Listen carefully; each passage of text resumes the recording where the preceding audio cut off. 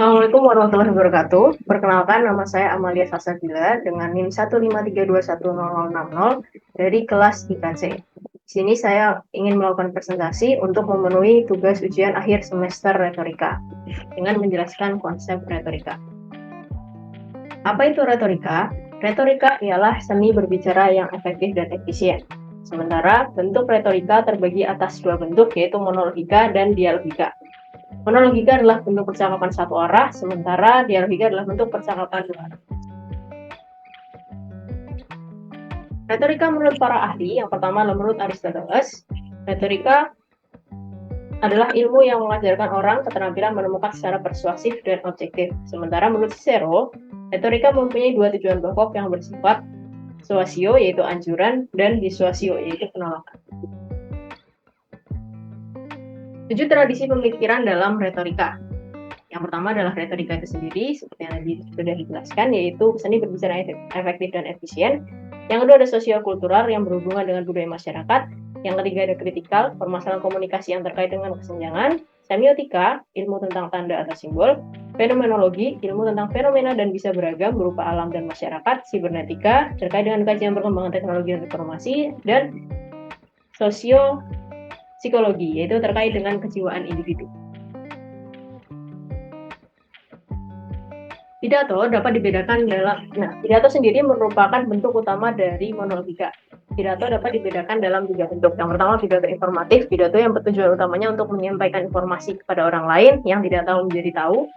Contohnya adalah pidato Menteri Pendidikan Nadiem Makarim tentang sosialisasi kegiatan Merdeka Belajar.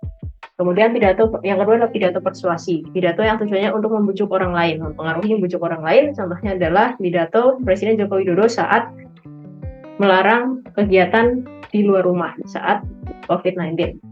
Yang ketiga adalah pidato rekreatif, yaitu pidato yang tujuannya untuk menghibur orang lain, menyenangkan orang lain. Contohnya adalah pidato Presiden Barack Obama saat mengunjungi Indonesia. Contoh dari pidato informatif sendiri ada kuliah, ceramah, makalah atau pengantar singkat, pengajaran, dan wejangan informatif.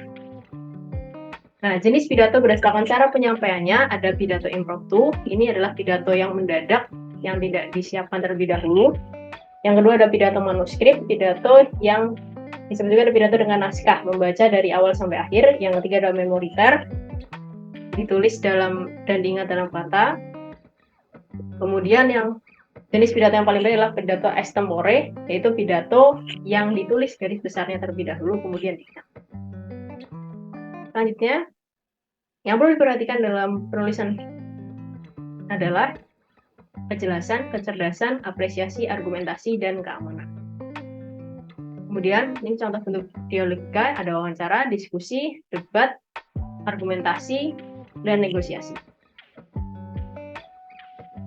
Nah, manfaat mempelajari retorika bagi mahasiswa ilmu komunikasi yang pertama tentu saja seperti definisi dari retorika, yaitu seni berbicara efektif dan efisien. Maka manfaat mempelajari retorika yang pertama adalah meningkatkan kemampuan berbicara.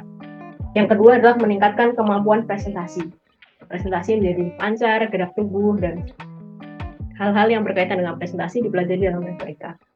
Yang ketiga, mempelajari teknik persuasif, teknik untuk membujuk, untuk mempengaruhi orang lain, untuk menyampaikan sesuatu agar tepat dan diterima orang lain dengan baik.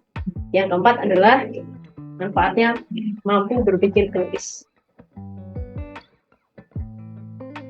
Mungkin hanya itu yang dapat saya sampaikan, kurang lebihnya mohon maaf. Video ini dibuat untuk memenuhi tugas ujian akhir semester mata kuliah retorika. Terima kasih. Wassalamualaikum warahmatullahi wabarakatuh.